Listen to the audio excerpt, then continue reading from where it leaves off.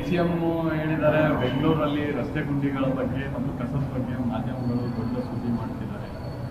Break ಹೊಡೆದ್ರೆ jerk ಹೊಡೆದ್ರೆ ಗುಂಡಿ ಆಗುತ್ತೆ, ಏನು ಮಾಡೋದು? ನೋಡಿ, ಬ್ರೇಕ್ಗೆ ಜರ್ಕ್ಗೆ ಗುಂಡಿ ಆಗೋದಿಲ್ಲ. ಇವರು 2 ವರ್ಷದಿಂದ ರಸ್ತೆಗಳನ್ನು ಅಲ್ಲಿ ಗುಂಡಿ ಬೀಳದಿದ್ದಂಗೆ ಇಟ್ಕೊಳ್ಬೇಕು ಅಂಥೇಳಿ ಇವರು ಮಾಡಲೇ ಇಲ್ಲ. ಅದರಲ್ಲೂ ಹೆಚ್ಚಿನ ಮಳೆ ಈ ಸಾರಿ ಬಂದಿದ್ದರಿಂದ ಎಲ್ಲ ರಸ್ತೆಗಳು ಗುಂಡಿ ಬಿದ್ದಿದೆ. ಬಿದ್ದ ತಕ್ಷಣ ಅದನ್ನು ಮುಚ್ಚತಕ್ಕಂಥ ಕೆಲಸವನ್ನು ಮಾಡಿದ್ದಿದ್ರೆ ಇಂಥ ಪರಿಸ್ಥಿತಿ ಉದ್ಭವ ಆಗ್ತಿರಲಿಲ್ಲ. ಇವತ್ತು ಇಂಡಸ್ಟ್ರಿಗಳು ಕೂಡ ಇದನ್ನೆಲ್ಲವನ್ನು ನೋಡಿ ಬೇರೆ ಬೇರೆ ರಾಜ್ಯಗಳಿಗೆ ಹೋಗ್ತಕ್ಕಂಥ ಪರಿಸ್ಥಿತಿ ಉದ್ಭವ ಆಗಿದೆ. ಈಗಾಗಲೇ ಇಂಡಸ್ಟ್ರೀಸ್ ಮಿನಿಸ್ಟ್ರಿ ಹೇಳ್ತಾರೆ, ಒಂದಿನ ಹೇಳ್ತಾರೆ ಯಾವ ಇಂಡಸ್ಟ್ರಿಗಳು ಕೂಡ ಬೇರೆ ರಾಜ್ಯಗಳಿಗೆ ಹೋಗಲಿಲ್ಲ, ಮತ್ತೊಂದು ದಿನ ಹೇಳ್ತಾರೆ ಆ ಇಂಡಸ್ಟ್ರಿಗಳು ಕೆಲವು ಹೋಗಿರೋದಕ್ಕೆ ಕೇಂದ್ರ ಸರ್ಕಾರವೇ ಹೊಣೆ. ಈ ರೀತಿಯ ಹೊಣೆಗೇಡಿ ಹೇಳಿಕೆಗಳನ್ನು ಕೊಡ್ತಕ್ಕಂಥ ಕೆಲಸವನ್ನು ಈ ಸರ್ಕಾರ ಮಾಡಲಿಕ್ಕೆ ಪ್ರಾರಂಭ ಮಾಡಿದೆ. ನಿನ್ನೆ ನಾನು ಗಮನಿಸಿದ್ದು, ಮಾನ್ಯ ಮುಖ್ಯಮಂತ್ರಿಗಳು ಈಗಾಗಲೇ ಡೆಡ್ಲೈನ್ ಮುಗಿದಿದೆ, ನೀವು ಯಾಕೆ ಇನ್ನೂ ಮುಚ್ಚಿಲ್ಲಲ್ಲ ಯಾಕೆ ಅಂತ ಕೇಳಿದಾಗ ಅವರು ಹೇಳ್ತಿರ್ತಕ್ಕಂಥ ಮಾತು ಏನು ಅಂತಂದರೆ, DK ಶಿವಕುಮಾರ್ ಅವ್ರನ್ನ ಕೇಳ್ರಿ ಅಂತ. ಅಂದರೆ ಸರ್ಕಾರ ಹೊಣೆಗೇಡಿ ಸರ್ಕಾರವ? DK ಶಿವಕುಮಾರ್ ಅವರು ಮಂತ್ರಿಗಳು, ಅವರು ಉತ್ತರ ಕೊಡಬೇಕು ನಿಜ. ಆದರೆ ಒಬ್ಬ ಮುಖ್ಯಮಂತ್ರಿಯಾಗಿ ಈ ರೀತಿ ಬೇಜವಾಬ್ದಾರಿ ಹೇಳಿಕೆಗಳನ್ನು ಕೊಡ್ತಕ್ಕಂಥ ಸರಿಯಾದ್ದಲ್ಲ.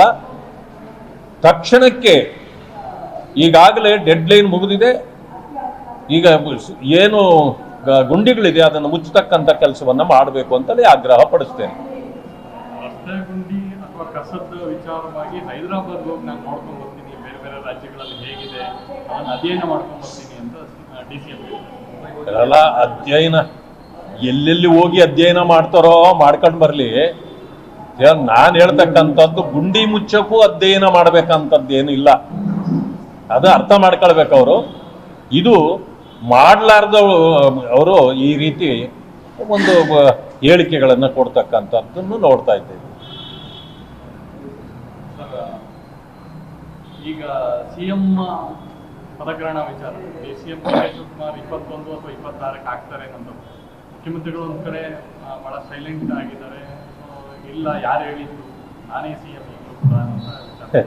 ಈಗ ಇದು ಹೆಂಗೆ ಕಾಣ್ತಾ ಇದೆ ಅಂತಂದ್ರೆ, ಡೇಟ್ಗಳೇ ಫಿಕ್ಸ್ ಆಗೋಗ್ಬಿಟ್ಟಿದೆ.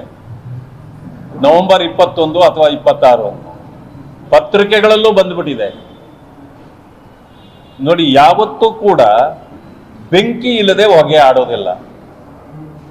ಇದನ್ನು ನೋಡಿ ಮುಖ್ಯಮಂತ್ರಿಗಳು ಸಿಡಿಮಿಡಿಗೊಂಡಿದ್ದಾರೆ.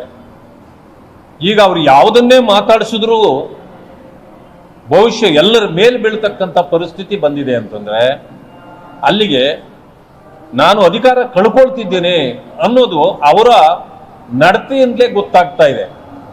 ಆದರೆ ನನಗನ್ಸಿದ್ದು ಒಂದೇ, ನೀವು ಅಧಿಕಾರ ಹಸ್ತಾಂತರ ಮಾಡಿ ಅಥವಾ ನಾಯಕತ್ವ ಬದಲಾವಣೆ ಮಾಡ್ಕೊಳ್ಳಿ. ಇದು ಪರಿಸ್ಥಿತಿ ಹೆಂಗಿರುತ್ತೆ ಅಂದರೆ, ಓದಿಯ ಪಿಸಾಚಿ ಅಂದರೆ ಇಲ್ಲ ಬಂದೇ ಗವಾಕ್ಷಿಯಲ್ಲಿ ಅಂತಂದಂಗಿದೆ ಇದು.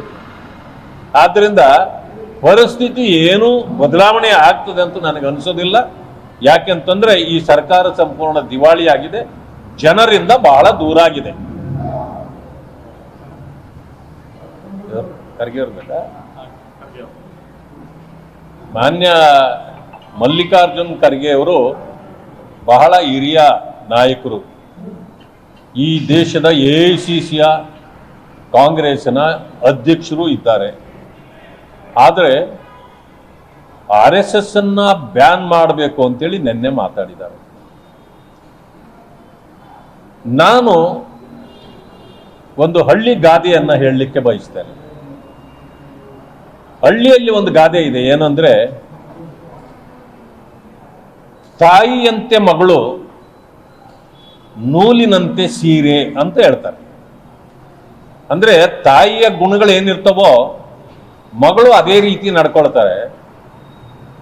ಈ ಸೀರೆ ಹೇಗಿರ್ತದಂತಂದ್ರೆ ಆ ನೂಲು ಹೇಗಿರುತ್ತೋ ಸೀರೆ ಹಾಗೆ ಬರುತ್ತೆ ಅಂತ. ಅಂದ್ರೆ ಅರ್ಥ ಹೀಗಿದ್ರೆ ಇಲ್ಲಿ ನನಗೆ ಅನಿಸಿದ್ದು ಮಗನ ಗುಣಗಳಿಂದ ತಂದೆಯೋ ತಂದೆಯ ಗುಣಗಳಿಂದ ಮಗನೋ ಇಲ್ಲಿ ಅರ್ಥ ಆಗ್ತಾ ಇಲ್ಲ.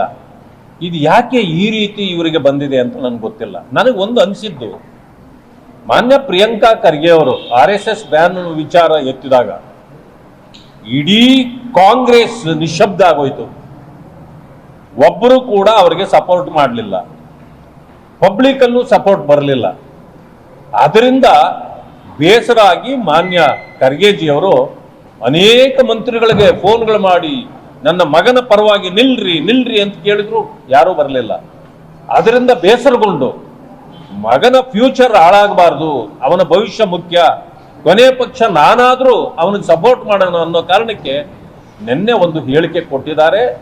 ಇದು ನಿಮ್ಮ ಎತ್ತರಕ್ಕೆ ಇದು ಸರಿಯಾದ ಒಂದು ನಡೆ ಅಲ್ಲ.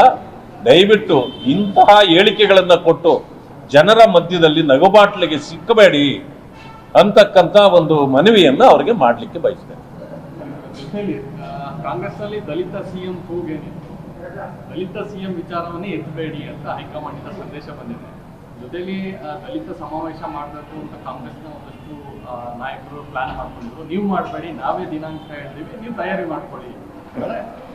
ಎಲ್ಲೋ ಒಂದ್ ಕಡೆ ದಲಿತರನ್ನ ತೊಳಿತಾ ಇದೆಯಾ ನೋಡಿ. ಎಷ್ಟು ಸಾರಿ ಹೇಳಲಿ, ಕಾಂಗ್ರೆಸ್ ಪಾರ್ಟಿ ದಲಿತ ವಿರೋಧಿ, ಅಂಬೇಡ್ಕರ್ ವಿರೋಧಿ. ಯಾವತ್ತೂ ಕೂಡ ದಲಿತರನ್ನ ವೋಟ್ ಬ್ಯಾಂಕ್ಗೆ ಮಾತ್ರ ಸೀಮಿತಗೊಳಿಸ್ತಾರೆ. ಅವ್ರಿಗೆ ಯಾರೋ ಒಬ್ಬರೋ ಇಬ್ಬರಿಗೆ ಅಧಿಕಾರ ಕೊಟ್ಟು ಇಡೀ ದೇಶದಲ್ಲಿ ನೋಡಿ ನಾವು ಯಾವ ರೀತಿ ದಲಿತರನ್ನ ಇಟ್ಟಿದ್ದೀವಿ ಅಂತೇಳಿ ದಲಿತರ ಆಸೆಗಳು ಎಲ್ಲ ಅವರ ಆಸೆಗಳಿಗೆ ಇವತ್ತು ನೀರು ಬಿಡ್ತಕ್ಕಂಥದ್ದೇನೆ ಕಾಂಗ್ರೆಸ್ಸು. ನಾವು ಮೊದಲಿಂದಲೂ ಹೇಳಿದ್ದೇವೆ, ಮುಖ್ಯಮಂತ್ರಿ ಕೊಡಿ ಅಂತೇಳಿ ಇವತ್ತಿನ ಇದಲ್ಲ ಅವ್ರ ಹೋರಾಟ. ಸುಮಾರು 70-75 ವರ್ಷಗಳ ದಲಿತರ ಹೋರಾಟ ಕಾಂಗ್ರೆಸ್ನಲ್ಲಿದೆ. ಯಾಕೆ ಅಂತಂದ್ರೆ ದಲಿತರನ್ನ ವೋಟ್ ಬ್ಯಾಂಕ್ ಆಗಿ ಮಾಡಿಕೊಂಡಿದ್ದವರೇ ಅವರು. ಅಂಥದ್ರಲ್ಲಿ ಇವತ್ತು ದಲಿತರಿಗೆ ಅವತ್ತೋ ಮುಖ್ಯಮಂತ್ರಿ ಕೊಡಬೇಕಾಗಿತ್ತು. ಹೋರಾಟ ನಡೀತಿದ್ರು ಕೂಡ ಈಗ ಹೊರಗಡೆಯಿಂದ ಬಂದ ಸಿದ್ದರಾಮಯ್ಯನವರಿಗೆ 7.5 ವರ್ಷ ಕೊಡ್ತಾರೆ. 50-60 ವರ್ಷಗಳ ಕಾಲ ಕಾಂಗ್ರೆಸ್ನಲ್ಲೇ ದುಡಿದಿರ್ತಕ್ಕಂಥ ದಲಿತ ಲೀಡರ್ಗಳಿಗೆ ಇವತ್ತು ಅವರು ಗೌರವನೇ ಕೊಡ್ತಾ ಇಲ್ಲ. ಹೋರಾಟ ಮಾಡಿದ್ರು ಅದಕ್ಕೇನು ಬೆಲೆ ಇಲ್ಲ. ಆ ಕಾರಣದಿಂದ ದಲಿತರು ಅರ್ಥ ಮಾಡ್ಕೊಳ್ಬೇಕು, ಕಾಂಗ್ರೆಸ್ ಯಾವತ್ತಿದ್ರೂ ಬಾಬಾ ಸಾಹೇಬ್ ಅಂಬೇಡ್ಕರ್ ಅವರು ಹೇಳಿದ ರೀತಿ ಅದು ದಲಿತ ವಿರೋಧಿಯನ್ನೇ. ದಲಿತರ ಪಾಲಿಗೆ ಅದು ಸುಡುವ ಮನೆಯೇ, ನೀವು ಹೋದ್ರೆ ಸುಟ್ಟು ಹೋಗ್ತೀರಿ ಅಂತ ಹೇಳಿದ್ದಾರೆ. ಈಗಲೂ ಕೂಡ ಒಳಗಡೆ ಇರ್ತಕ್ಕಂಥವ್ರು ಯೋಚನೆ ಮಾಡಬೇಕು, ಕಾಂಗ್ರೆಸ್ ಅನ್ನ ತ್ಯಜಿಸಿ ಹೊರಗಡೆ ಬರಬೇಕು ಅಂತೇಳಿ ನಾನು ಕೂಡ ಹೇಳಲಿಕ್ಕೆ ಬಯಸ್ತೇನೆ.